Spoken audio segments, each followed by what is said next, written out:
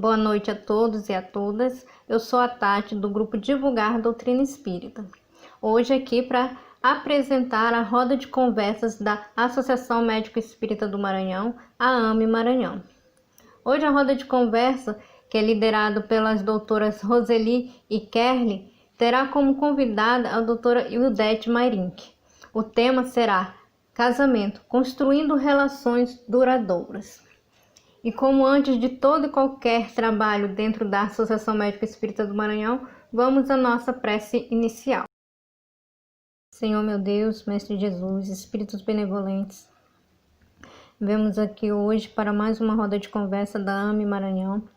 E primeiramente gostaríamos de agradecer pela oportunidade de podermos nos comunicar com tantas pessoas, levar tantos aprendizados e principalmente aprender durante todo este processo. Viemos também pedir que vossa luz caia sobre todos aqueles que estão neste momento de pandemia, tendo que combater esta doença diariamente. Pedimos que seja iluminado também, não só física como emocionalmente, todos estes que estão sendo atingidos por essa terrível doença. Obrigada, muito obrigada. Que assim seja. Então, vamos lá. É com vocês, meninas. Boa noite, meus queridos amigos, minhas queridas amigas. É com imenso prazer que nós estamos aqui mais uma vez com a nossa roda de conversa sobre sexualidade. Hoje nós temos o imenso prazer de receber uma ilustre convidada, a doutora Ildete, que faz parte da nossa associação. Ela é médica clínica geral e acupunturista. Acredito que a maioria que vê nosso canal, que assiste, já a conhece pelas várias palestras que ela já fez aqui. Então, seja bem-vinda, doutora Ildete. Obrigada. Hoje nós vamos, continuando nossa roda de conversa sobre sexualidade, hoje nós vamos conversar sobre casamento, construindo relações duradouras. Acho que esse é um tema bem pertinente nesse momento em que nós estamos atravessando essa mudança inclusive nos relacionamentos devido à pandemia, né? Houve muitas mudanças, tanto para melhor quanto para pior, infelizmente, né? Então, aqui nós vamos conversar sobre esse assunto. A doutora Ildete, ela vai nos brindar com o conhecimento dela, experiência que ela tem de doutrina espírita e também do seu relacionamento maravilhoso de muitos anos. Então, com certeza, ela deve ter muita coisa para nos trazer de dicas, né, para que a gente melhore nossos relacionamentos com o nosso parceiro. Lembrando que esse projeto é uma idealização da AME Maranhão, e ele é feito por mulheres, tanto as mulheres da AME, quanto outras que nós depois iremos convidar. Então, eu, que sou ginecologista, e Kerly também, nós trabalhamos muito com essa parte de sexualidade, e nós estamos sempre aqui com uma convidada especial. Esses acontecimentos serão no primeiro sábado de cada mês. Todo primeiro sábado terá uma roda de conversa, sempre com assuntos atuais, assuntos que a gente precisa conversar, precisa falar sobre eles, né? De família, de marido e mulher, e sempre lembrando aqui que a sexualidade que nós estamos trabalhando aqui não é somente o ato sexual, essa é apenas uma face da sexualidade. Então, nós vamos conversar, trabalhar sobre vários assuntos pertinentes aos homens e às mulheres. Então, desde o nascimento até o desencarne, tem assunto para a gente conversar bastante e melhorar nossos relacionamentos com nossa família, com nosso parceiro, com nossos amigos, enfim, com nossa vida, né? Nossa caminhada.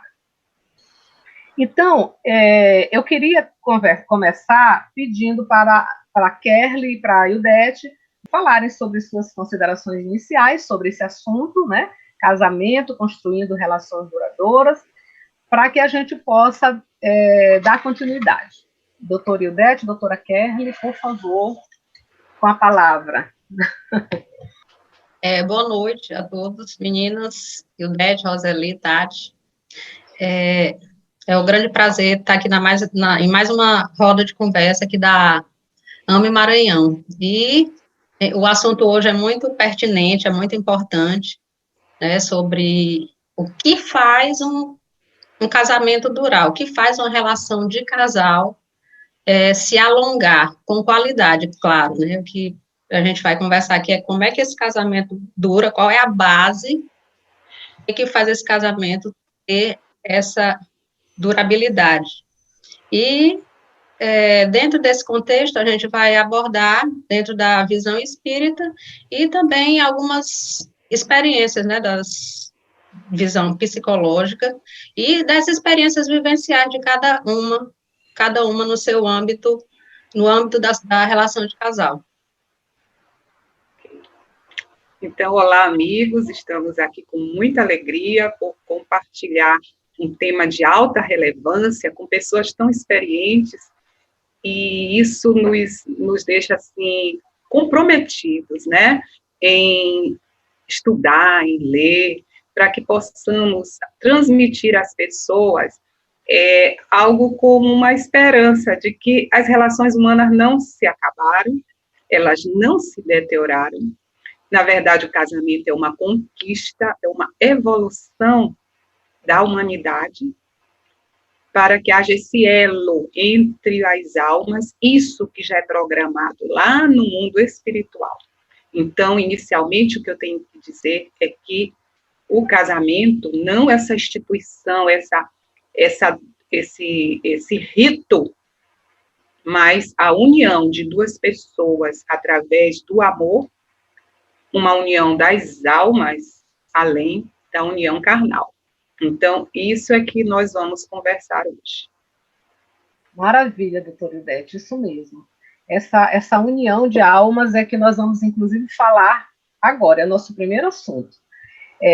Enquanto eu conversava com Patrícia, que é uma outra mulher maravilhosa da AME, e falando sobre o que nós iríamos abordar, e ela me falou assim, Roseli, eu sempre encaro o casamento, eu sempre digo que o casamento, ele é um reencontro de almas.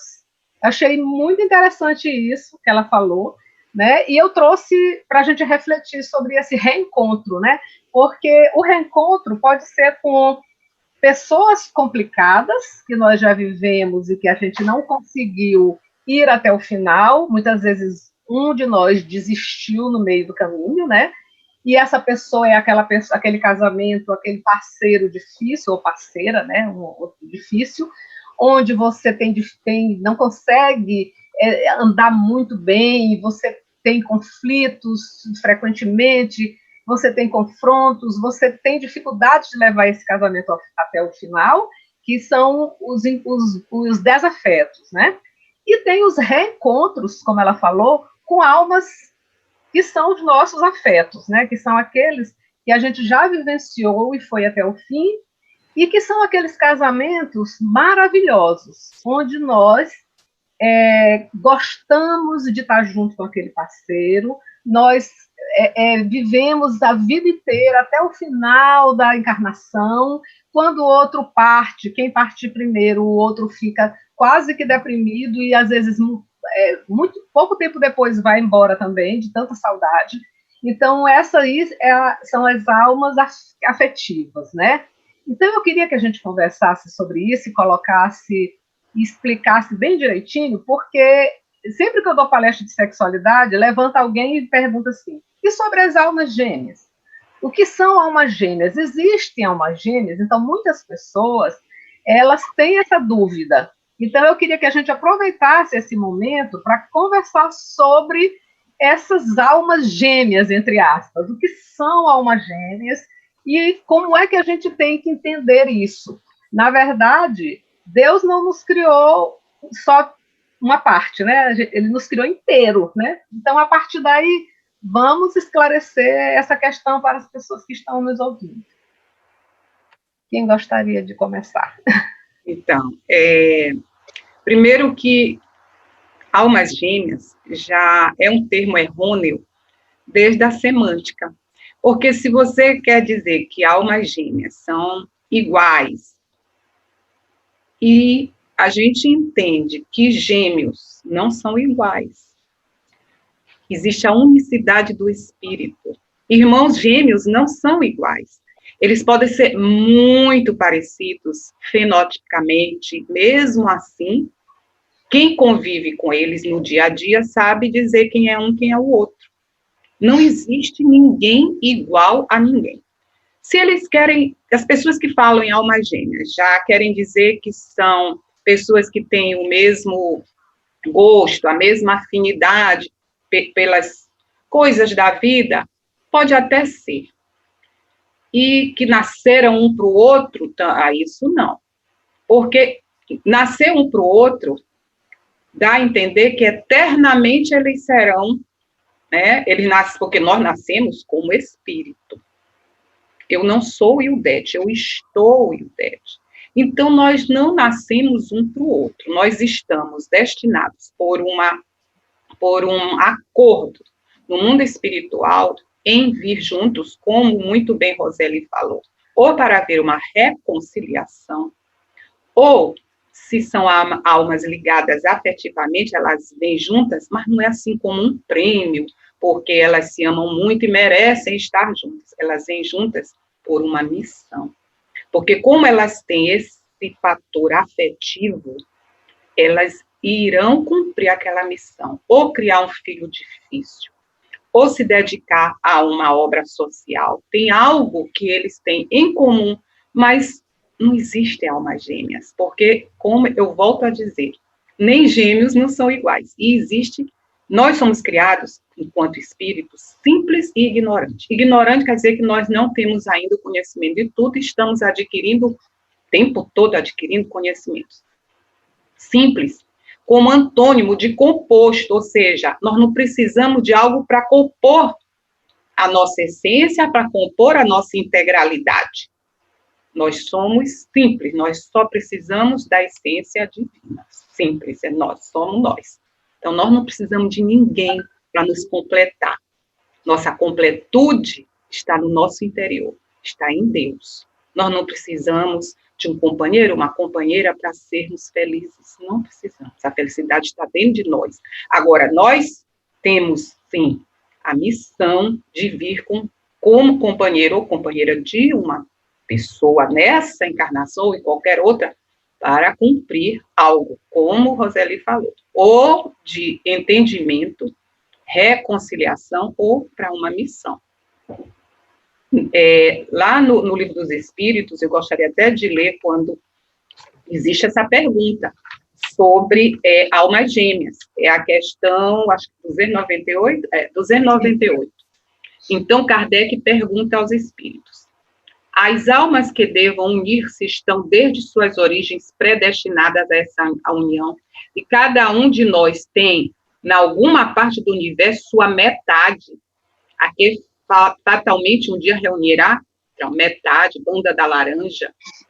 Ele diz, não há união particular e fatal de duas almas. A união que há é a de todos os espíritos, mas em graus diversos, segundo a categoria que ocupam, isto é, segundo a perfeição que tenham adquirido. Quanto mais perfeitos, tanto mais unidos. Da discórdia nascem todos os males dos humanos, da concórdia resulta a completa felicidade. E aí Kardec faz uma observação muito interessante, porque em filmes, novelas, aparece de cunho espírita, às vezes aparece que a pessoa desencarna e vai encontrar a sua alma gêmea e vão viver eternamente lá no mundo espiritual junto. Então, ele dá aqui uma observação. A teoria das metades eternas encerra uma simples figura representativa da união de dois espíritos simpáticos. Trata-se de uma expressão usada até na linguagem vulgar e que não se deve tomar ao pé da letra. Não pertencem, de certo, a uma ordem elevada os espíritos que a empregaram, que usaram esse termo. Necessariamente limitados, sendo o campo de suas ideias, exprimiram seus pensamentos com os termos de que se teriam utilizado na vida corporal. Não se deve, pois, aceitar a ideia de que, criados um para o outro, dois espíritos tenham fatalmente que se reunir um dia na eternidade, depois de haver estado separados por tempo mais ou menos longo, não existe isso, cada um tem o seu caminho.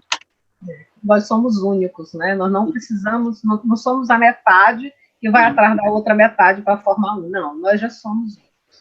Kelly, quer complementar? Sim, isso aí é muito interessante o que vocês falaram, o Dete falou na questão 298, e eu gostaria de ler a questão 299, que é um complemento dessa 298. Quando os espíritos perguntam para Kardec em que sentido se deve entender a palavra metade, de que alguns espíritos se servem para designar os espíritos simpáticos. Aí os espíritos respondem, a expressão não é exata. Se um espírito fosse a metade do outro, uma vez separados, ambos estariam incompletos. É o que vocês falaram, a metade da laranja. Muitas pessoas, essa é uma expressão, né, já muito utilizada, inclusive em linguagem poética, né, a metade da laranja, eu quero encontrar a minha outra metade. Na realidade, o encontro, né, o bom casamento, se dá entre dois indivíduos completos, né? Então, são duas individualidades, com suas histórias, seus gostos, né, suas tendências, seus instintos. Então, o termo que aí se aplica é mais o termo de complementaridade, porque, assim, quando um indivíduo se encontra com outro indivíduo completos, e eles se juntam, aquela intersecção, a partezinha do meio, que é a parte do casal, é que forma o complemento, que é a terceira parte, ou seja, uma boa relação de casal é aquela onde 1 mais 1 não forma 2, e sim forma 3. A terceira parte é aquela parte de intersecção que fica no meio, que é a parte do casal. Mas os dois indivíduos, eles têm que ser completos para que o andamento da relação se dê de uma forma mais adequada.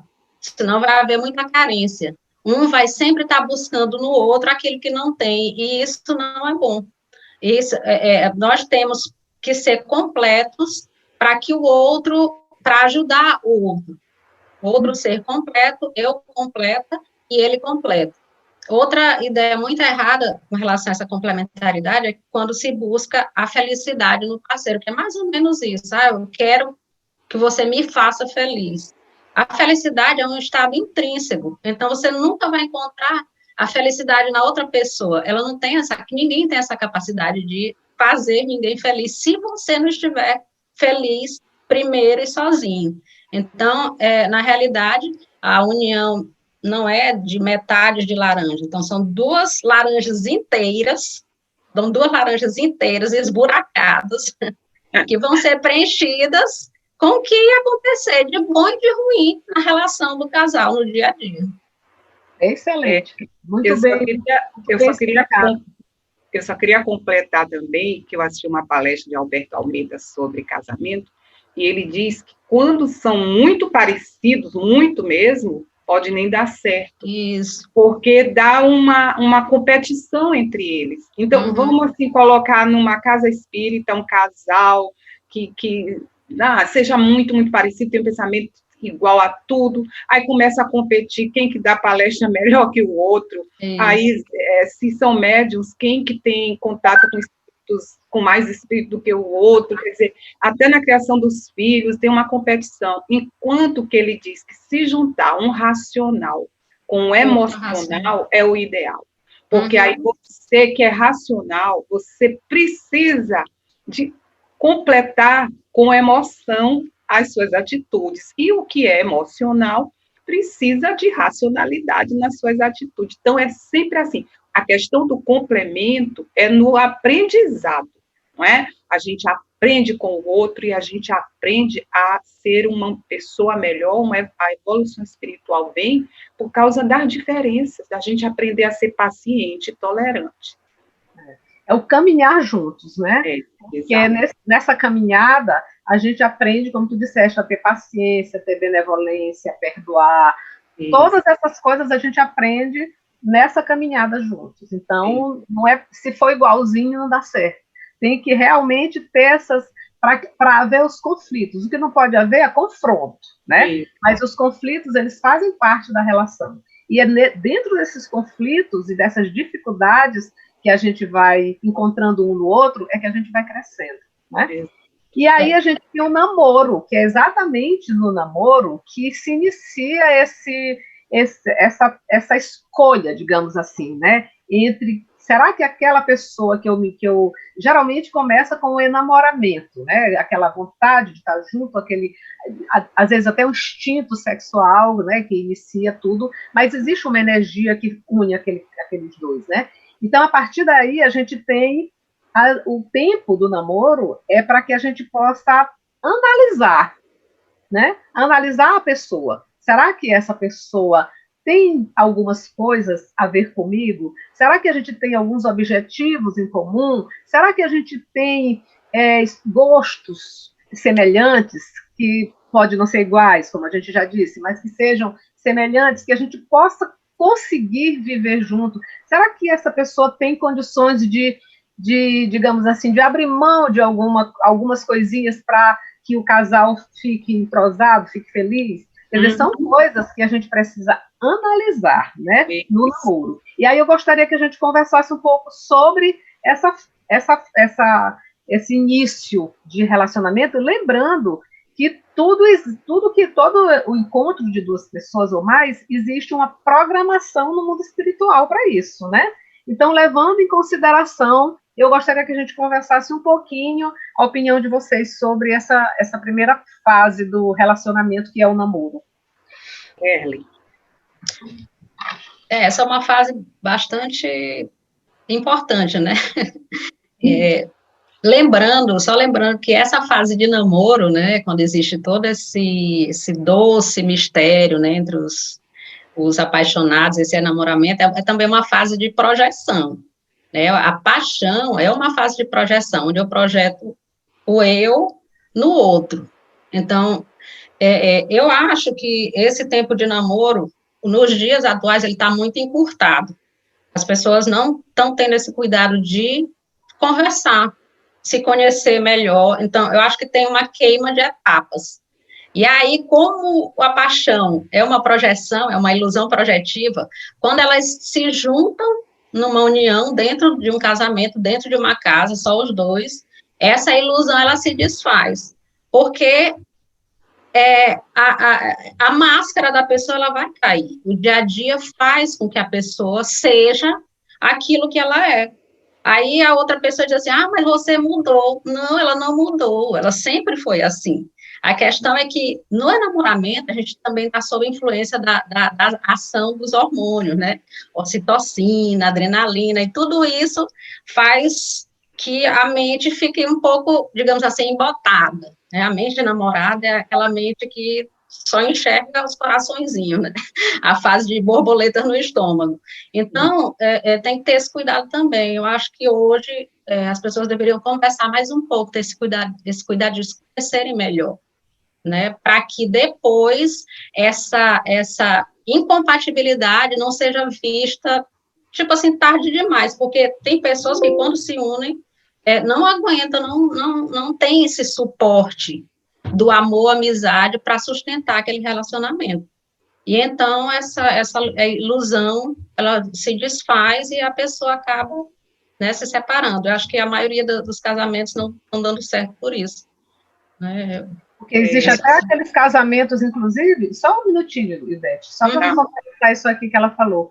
Existe aqueles casamentos antecipados, assim, que a pessoa não faz isso, como tu falaste, casa sem prestar atenção e acaba fazendo um casamento errado, e são aqueles casamentos que não duram muito, né, que você vê que não tem nada a ver, que uma pessoa não tem nada a ver com o outro, né, eles não têm conexão. A gente percebe, olhando o casal, a gente percebe, imagina eles dentro de uma casa, como será, né? Então, são casamentos realmente que não dão certo e que provavelmente não estariam no plano reencarnatório da pessoa, né?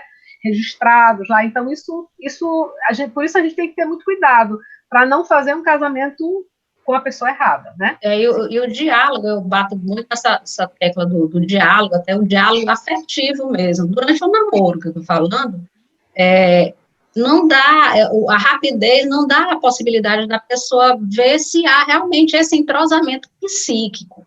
Porque, assim, as pessoas, elas têm que ter um psiquismo, não é um psiquismo parecido, que nem o Dede falou, senão não dá certo, mas é um psiquismo menos incompatível, entendeu? E para isso, para a gente descobrir isso no outro, tem que haver tempo, não tem outra solução. Então, o tempo é dado através do diálogo afetivo, da amizade, em primeiro lugar, a amizade. Essa amizade vai chegar a uma outra etapa. As etapas, elas vão sendo construídas de maneira lenta, de maneira devagar. Certo. Tudo isso que vocês falaram é exatamente porque o namoro está queimando as etapas do namoro em si. Porque tem aquela fase do encantamento, né? Você conhece aquela pessoa, se encanta com ela, e você pode até notar em algum momento algo nela que você não gostou, mas você passa por cima porque está naquela fase dos feromônios, né? Aquela coisa da atração, e você diz, não, isso aí a gente releva, tudo releva. Com o passar do tempo, que esse é importante, algum momento vai aparecer a verdade. Então, a gente não consegue, tem até um ditado, não sei se vai dizer, enganar muita gente por pouco tempo, pouca gente por muito tempo, não se consegue enganar por tanto tempo, não é? Então, em determinado momento, você percebe quem é aquela pessoa. Eu costumo falar para, às vezes, alunas, né? A gente fica ali no intervalo conversando, e as sobrinhas, solteiras e tal, eu falo assim, olha, uma coisa que vocês têm que conversar com o rapaz bastante é sobre família. Não é se vocês vão constituir família, não. É a família dele. Começa a perceber como é que ele é com a mãe, com o pai, com os irmãos. Vocês estão 2, 3 meses juntos, ele nunca fala da família dele, porque a gente sabe que é o alicerce de tudo. Se não fala da família, tem algo estranho aí, algo estranho. Verdade. Então, esse diálogo do conhecimento, essa fase do conhecimento é muito importante. E aí, depois, quando você vê que é assim, conheceu bem tudo, aí vem o comprometimento. Aí já vai mesmo. Joana de Ângeles, que a gente considera psicóloga do mundo espiritual, ela diz que o namoro é uma etapa fundamental para nosso desenvolvimento afetivo, psicológico. E, como Kerli bem nos falou, estão queimando essas etapas, né? E hoje tem essa história de ficar, gente, aí a gente às vezes fica preocupado assim, nossa, o que é ficar? A pessoa conhece na noite e já vai ter relação sexual, mas não é só isso, um beijo.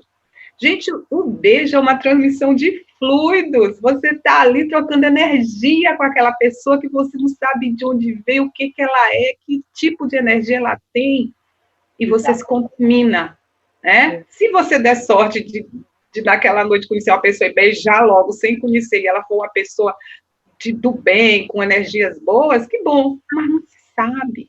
Então, essas coisas tudo não é uma questão de pudor, não, é uma questão de divinal mesmo, de relacionamento com uma pessoa, algo muito sério. E, às vezes, você adquire ali um karma quando você brinca com uma pessoa, sabe? Que você brinca de namorar, a pessoa não sabe se está namorando ou não, se tem um compromisso ou não, aí o cara some, ou a menina some, é mais comum os rapazes fazerem isso, mas também as meninas podem fazer. Então, quando a pessoa some, não dá satisfação, quer dizer, fica aquela mágoa, aquela coisa que não haveria necessidade de gerar essa energia negativa nessa, né? E, às vezes, quando é longo o namoro e que terminam e fica aquela mágoa, isso vai para outras encarnações. Então, não há necessidade disso, né? Se a gente não queimar as etapas, tiver esse conhecimento, e se em algum momento você chegar para a pessoa e dizer, olha, eu me enganei, eu não estou apaixonada. Isso é um papel verdadeiro de uma pessoa digna, de uma pessoa que quer viver em harmonia com o universo, harmonia consigo mesmo. Só complementando o que tu falaste aí sobre a questão da família do parceiro, do escolhido, né? No caso da escolhida.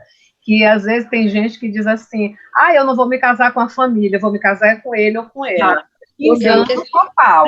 Total. com a família, sim. Com todos, inclusive com o avô, com o pai, com a bisavô, com todo mundo. Com toda a ancestralidade. A gente casa toda a ancestralidade. Né? Então, a gente precisa saber disso e escolher também baseado nisso que você falou, Ildete. Tá? Como ele trata os seus familiares. Isso é um cartão de visita para você saber se realmente aquela pessoa é uma pessoa que está comprometida com as relações familiares, com o respeito, com a conjugalidade, enfim, com o que a gente quer para a gente. Né? Só mais um complemento aí sobre o namoro, é que é natural que durante o namoro você queira esconder algum defeito seu, porque você tem medo que a pessoa não aguente aquilo, não é? E aí você vai perder a pessoa. Mas é um ledo engano. Alguma hora você vai ter que se mostrar, e aí vai mostrar depois de casado, às vezes com filho. Então, tem que se mostrar do jeito que você é, porque as pessoas têm que lhe aceitar da maneira que você é. Senão, não é amor, não é? E outra coisa, o que está escondendo do outro, esse outro, ele tem que botar na cabeça que aquela pessoa, ela não está no namoro do jeito que ela é. Ela está escondendo algumas coisas. Então, isso a gente tem que levar como lição de casa, para quando a gente realmente se juntar com a pessoa, a gente ter paciência e benevolência. Porque vão aparecer coisas que a gente não sabia que tinha, né? No namoro. Então, a gente tem que ter essa noção de que realmente vão aparecer defeitos, entre aspas, que é coisas que a gente não gosta, em ambos. Isso vai aparecer. Então, aí é que entra toda essa questão da paciência, da tolerância, que é que eu acho que, inclusive, agora nós vamos entrar nessa parte das dicas, que eu quero que o Dete fale, Kerly também, que também já foi casada com um marido maravilhoso, né, e que ele já partiu para outro plano, mas ela também tem muita experiência de um casamento maravilhoso. Então, vamos conversar. Eu também, modéstia à parte. Então, eu queria que a gente desse assim, algumas dicas para os internautas.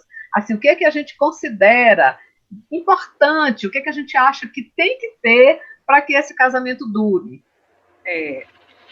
Inicialmente, porque não existe uma receita, não é? Não existe. Então, assim, se a gente fosse, vou elencar aqui 10 itens para que você tenha um casamento harmonioso, porque cada relação é completamente diferente uma da outra. Primeiro que como eu falei anteriormente, essa história de casamento é uma conquista da humanidade. Quando eu falo casamento, é essa união. As pessoas, às vezes, elas sonham com o ritual, com aquela glamour. Com o glamour, com a igreja. Elas não estão se importando muito com o que é o dia a dia, daquilo está empanado diante do sonho de, principalmente, mulheres. Pelo menos ao longo da minha vida eu percebo isso mais nas mulheres, né? Esse sonho de entrar na igreja, a roupa e tal, todas essas coisas. E isso a gente sabe que não tem importância alguma. De acordo com a sua religião, você pode, sim, querer uma bênção do padre, do pastor. No espiritismo, nós não temos isso, mas algumas pessoas espíritas, quando casam, elas chamam alguém que tem um conhecimento da doutrina para dar uma palavra, mas isso não...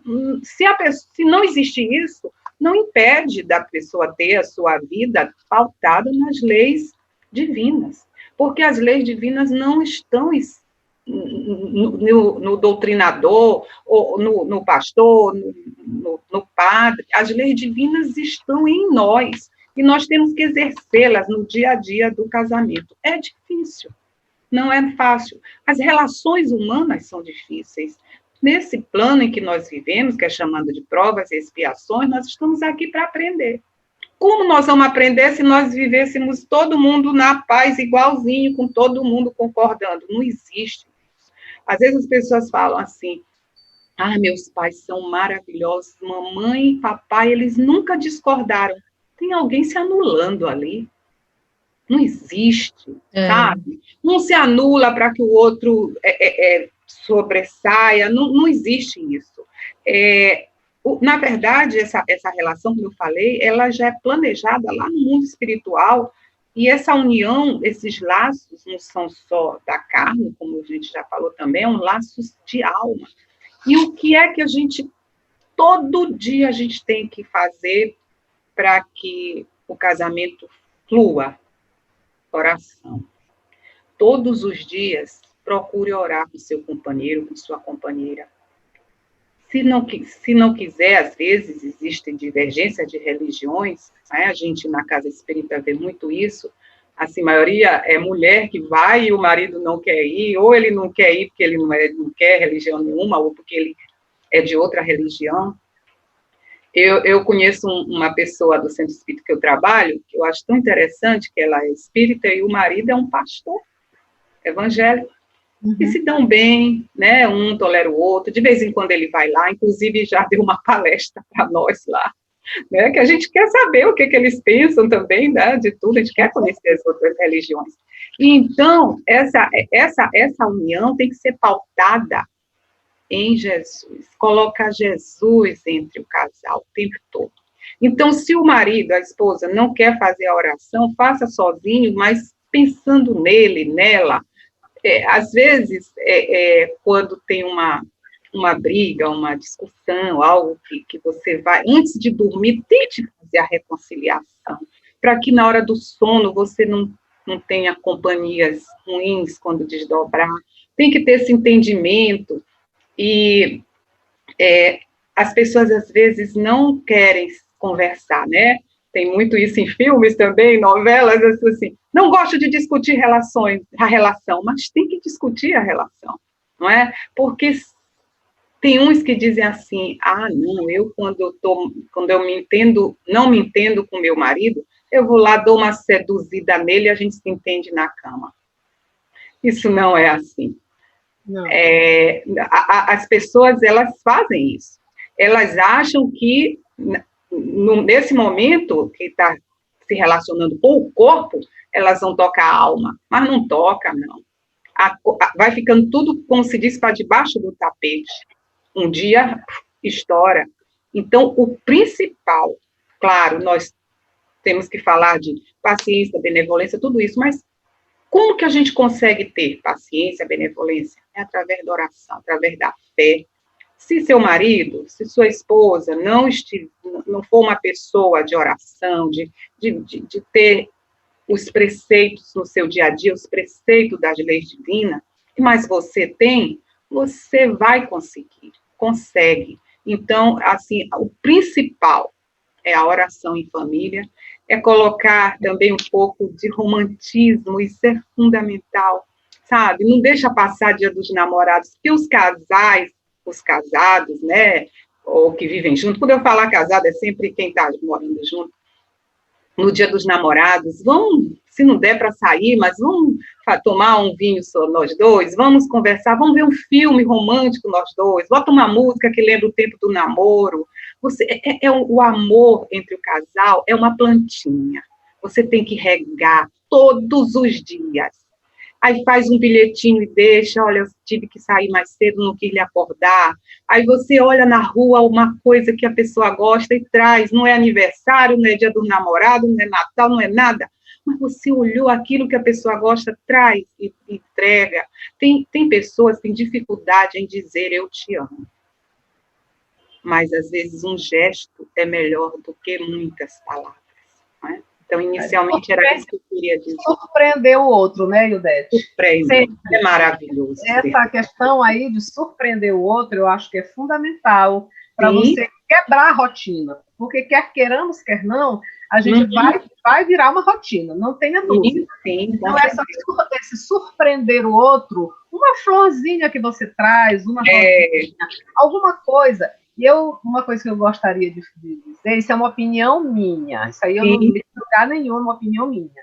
Eu acho que a mulher, ela se perdeu um pouco na questão do seu papel dentro da família. Eu acho que desde que a mulher conseguiu lutar pelos seus direitos e conseguiu muita coisa, maravilhoso hoje, a gente lutou muito para votar, para ter voz, para assumir cargos, para iguais ao homem e realmente ter salários iguais, compatíveis. Tudo isso foram conquistas maravilhosas para nós. Mas eu acho que a mulher perdeu um pouco a questão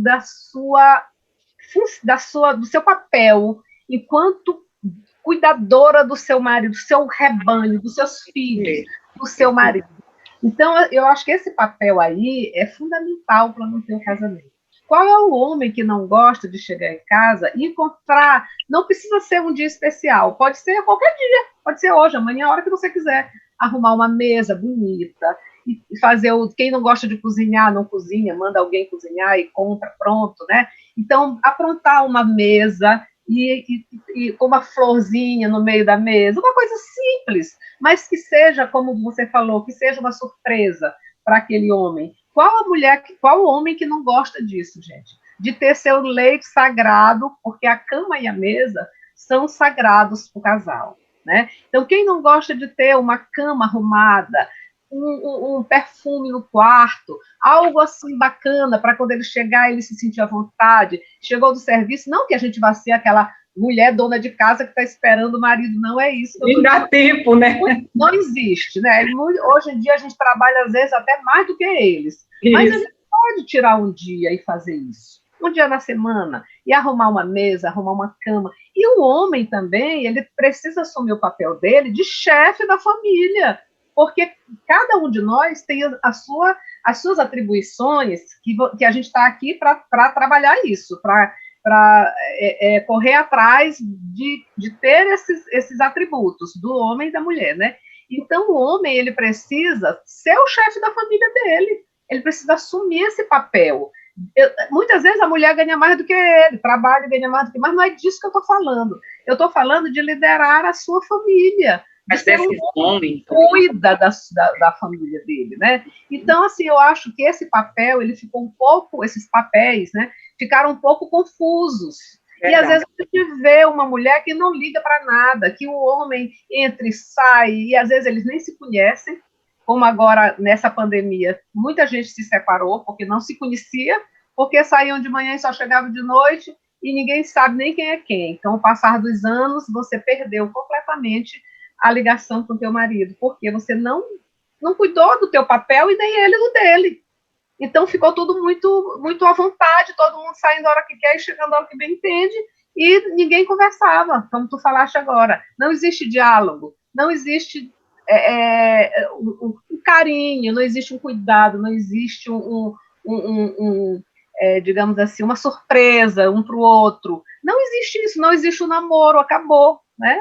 Quer dizer, a mulher não se preocupa mais em estar arrumada para esperar o marido. Eu acho isso tão bom, eu adoro. Eu acho assim, que é tudo que a gente tem que continuar sendo essa mulher que cuida do marido, entendeu? Cuida dos filhos. Eu acho que isso tem que existir. E o que eu vejo é que isso se perdeu com o tempo.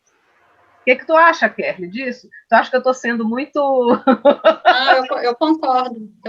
Acho que a mulher se emancipou muito, entendeu? E muitas vezes existe entre os casais essa relação de poder. Eu posso mais do que o outro, isso atrapalha muito. Porque a competição. É o poder, a competição. Quando existe competição, quando existe poder, o amor sai pela porta dos fundos, entendeu? Muita gente acha que a antítese do amor é o ódio, não é? O ódio é o amor adoecido. A antítese do amor é o poder. Então, as relações falham por isso também. Então, a mulher ela tem que ocupar o seu lugar, que nem tu falaste, né? Quando chegar em casa, ela é dona da casa, entendeu? Então, cuidar, regar o relacionamento. E um dos pontos maravilhosos que Emmanuel nos oferece nesse livro Vida e Sexo, ele diz que a dupla que se une, ela tem que se casar dia a dia, né? Tem que se casar em espírito dia a dia. E isso eu interpretei como o que os gregos chamam de amor-filia. Eu bato muito nessa tecla da amizade, porque a amizade é a essência dos relacionamentos amorosos. Entendeu? Companheirismo, né? Companheirismo. Dentro dessa amizade, você tem que cultivar a afeição e a admiração do parceiro. A admiração é o que oxigena o amor, entendeu? É o elogio, entendeu? É admirar o trabalho do outro, é admirar o que ele está fazendo, entendeu? Isso tudo oxigena, dá um gás na relação, entendeu? Então, eu acho que a admiração é um ponto bastante interessante para que o amor flua. A amizade é essencial para essa fluência do amor na relação de casal. Verdade. A gente vê que quando as pessoas perdem essa admiração, achei fantástica a tua colocação. Quando as pessoas perdem essa admiração, geralmente o amor vai diminuindo. Assim, você vê que não tem mais interesse, que a mulher não quer mais saber daquele parceiro, porque ela, quando olha ele, ela já não tem aquela admiração que ela tinha quando casou. Então, isso, a tendência é o amor ir embora pelo ralo. Desvitaliza a relação, entendeu? O que nutre a relação é essa relação de admiração mútua, entendeu? Esse carinho, a atenção, né? Um casal que é desatencioso com a relação ela está fadada ao insucesso. Então, tem que ter atenção, que nem a Eudete falou. Você tem que dar atenção, investir na relação. Se não investir, se não regar a plantinha, não vai. Anos atrás, eu disse essa frase para meu marido: não basta amar, tem que admirar. Ele está falando isso para mim. Há uns anos atrás, eu não sei nem se eu li isso em algum lugar, ou se eu que aprendi com a vida, não sei. Eu falei essa frase para ele: que não basta amar, tem que admirar. Porque aquela paixão, aquilo do início, isso vai se transformando. Isso vai se transformando. No final, no meio, ou no final, a gente não sabe se está no meio ou no final. Isso não quer dizer que não se possa colocar um pouco do namoro dentro do casamento, entendeu? Você tem que colocar a paixão do namoro no casamento. Sim. Mas isso só com a vivência, isso é uma descoberta que entre o casal. Entendeu? Verdade. É o dia a dia que vai dar essa vivência. Sim. Mas se deve, sim, claro, colocar o apaixonamento, o enamoramento dentro do casamento. Com certeza. É importantíssimo, tem que ter o namoro é que revitaliza. É a plantinha que a gente vai regando, né? Uma coisa também que eu queria falar também, que eu acho importante, é a questão do respeito à individualidade do outro. Sim. Eu estava, uma vez eu estava conversando com uma amiga e ela tinha descoberto uma deslealdade do parceiro com outra pessoa, né? Aí eu disse: como é que tu descobriste? Ela disse: não, porque eu descobri a senha dele, não sei do que, de uma rede social aí, e eu percebi que ele estava tendo uma conversa diferente e não sei o que eu acho que ele está com alguma pessoa, não sei. Eu disse: mas como é que tu descobriu? Por que tu foste descobrir essa senha? O que tu te levou a isso? Ela disse: mas tu acha que está errado? Eu disse: acho que está errado. Aí eu disse assim: se ele não te deu a senha dele, é porque ele não queria que tu olhasse as coisas dele. Aí ela disse: mas nós somos um só. Quando a gente casa, a história de um só, né? Das duas bandas da laranja. Nós somos um só e a gente tem o direito de saber. Aí ela disse: tu acha errado? Eu disse: acho, minha amiga. Sabe por quê? Porque isso é uma invasão de privacidade. É igual tu pegar uma carta, antigamente, que existia carta, hoje não tem mais, aqueles papéis, aquelas cartas no envelope colada, né? E que você pegar e abrir antes de entregar a carta interessada para o teu marido, e tu vai, abre a carta e lê e entrega para ele aberto. Eu disse: olha, isso não você não deve fazer isso, porque se ele não te deu a senha, é porque ele não quer que você saiba. Aí ela disse: mas eu dou a minha senha para ele. Eu disse: porque você quer. É uma opção sua de dar sua senha para ele. A gente não é um só, a gente é individual. Cada um de nós tem coisas que é só da gente. E que o outro, a gente não quer que o outro saiba. É um direito que a gente tem de não querer que o outro saiba. Não é porque a gente está casado que a gente tem que adivinhar o pensamento um do outro, entrar na cabeça do outro e ficar participando de tudo. Não. Isso é uma invasão. Você tem que dar liberdade ao outro de lhe contar aquilo que ele quer contar, aquele que ele acha que você deve saber. Se ele acha que ele tem coisas que ele não quer que você saiba, respeite isso, porque é a individualidade de cada um.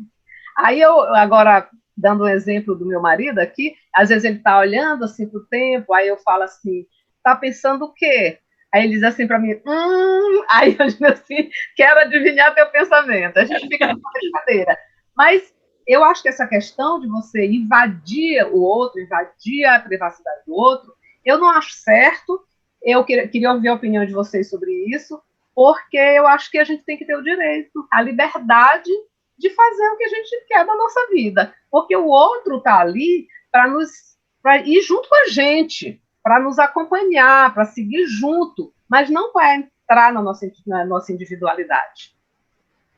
Eu acho que é uma insegurança de mulheres que talvez tenham traumas de outras vidas ou dessa, a questão da traição, que a gente não é tema da nossa conversa hoje, mas que a gente pode abordar rapidamente. Então, se a mulher está percebendo que o marido está diferente com ela, em vez de pegar a senha e pesquisar, ela confronta. Ela tem que conversar, é aquela história de não querer conversar com medo. As pessoas têm medo de enfrentar as coisas sérias da vida. Então, eu acho também que não tem nada de descobrir senha e ficar revirando carteira de marido, celular de marido. Isso é um absurdo. Você tem que... Casou, você está junto, confia. Se você perdeu a confiança, não existe mais amor, não existe mais relação que vá resistir à perda da confiança. É isso que eu acho. Tá certíssimo, concordo com você.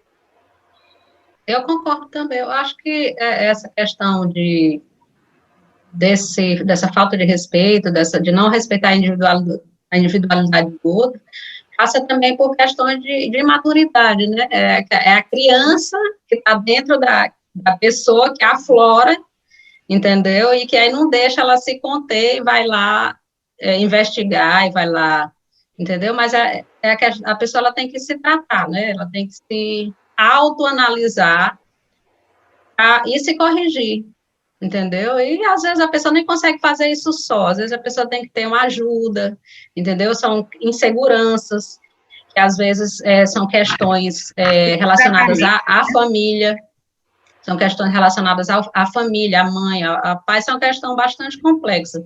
Mas eu concordo também, eu acho que isso é uma falta de respeito, cada um tem que ter a sua individualidade.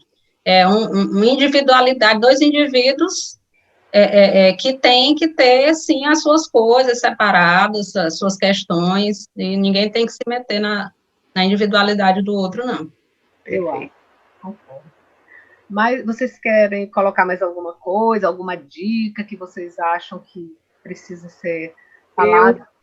Eu queria, assim, encerrar a minha fala, claro, agradecendo essa oportunidade, e principalmente deixando aqui uma mensagem de esperança para aqueles que acham que não tem solução de encontrar uma pessoa, aqueles que desejam encontrar, porque é como nós dissemos, talvez nessa vida você não vai encontrar, mas nós somos eternos, nós teremos outras oportunidades.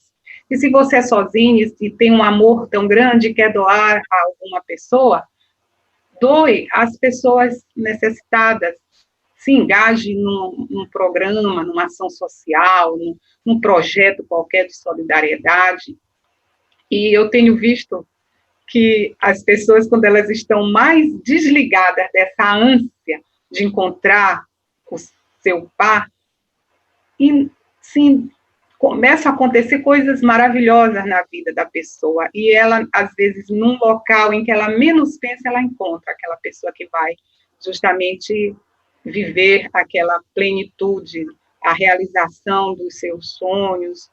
E eu queria ler para vocês um texto aqui rapidinho sobre esse encontro, como é que ele começa e como ele permanece numa forma assim um tanto poética. O título é Os Olhos. Um dia, teus olhos cruzaram com os meus. Daí em diante, eles já não eram só teus, pois ao fechar os meus, eu só via os teus. Depois, tua alma tocou na minha. E antes que teu corpo tocasse no meu, eu já sabia que destino eu teria. Nosso encontro foi determinação divinal. A cada dia, a necessidade de te ver crescia. E se deu o casamento para compartilhar contigo o meu dia a dia. Há momentos em que parece que nossos olhares se perdem um do outro, mas, na verdade, estamos buscando novos caminhos. um ensinando ao outro que a jornada não se faz sozinho. Rugas surgiram em volta dos nossos olhos, mas quando o teu olhar cruza com o meu, sinto a mesma emoção brotar. Fecho os olhos e roubo um beijo teu. Ai, que coisa linda. Lindo. Eu escrevi isso aqui ontem. Eu escrevi ontem. Ai, Nossa. você que escreveu? Quando eu Lindo, estava, Beth. Parabéns. quando eu Foi. estava lendo, Obrigada por esse presente. eu estava lendo textos aqui, procurando coisas, lendo, estudando, e de repente me deu assim uma inspiração. Eu digo, eu vou escrever, sabe? Vamos ver o que. Maravilhoso. Beth, depois que ele falar e que eu concluir, eu queria que tu fizesse a nossa prece no final, pode ser? Tá bom, tá, tudo bem. Kerly, É rápido, eu queria só considerações finais. dizer que realmente a relação de casal é um desafio, entendeu? Mas que se a pessoa souber manejar essa dinâmica com amor, com afetividade, dá certo, tem jeito. Eu acho que o casamento não é uma instituição falida, não, como muitas pessoas dizem por aí, né, que não dá mais, que a família, que não dá mais para continuar. Eu acho que não, eu acho que ainda tem esperança, como a Eudete falou, e a esperança, ela deve estar presente na vida da gente sempre, né? Eu queria pedir para os internautas, as pessoas que estão nos ouvindo, se inscreverem no canal, nosso canal, no canal da Maranhão, e quem gostou dessa palestra, dá o like, tá? O joinha, né? O joinha. Bom, pois é, gente, eu queria agradecer a todas, a vocês, a Eudete, foi maravilhosa a nossa conversa, adorei, Kerly, Tati, que está sempre disponível para nós, muito obrigada, Tati, a você e a Divulgar.net, a Ame Maranhão, que nos incitou a fazer essas rodas de conversa e que está nos apoiando sempre, muito obrigada com o nosso presidente Amaral.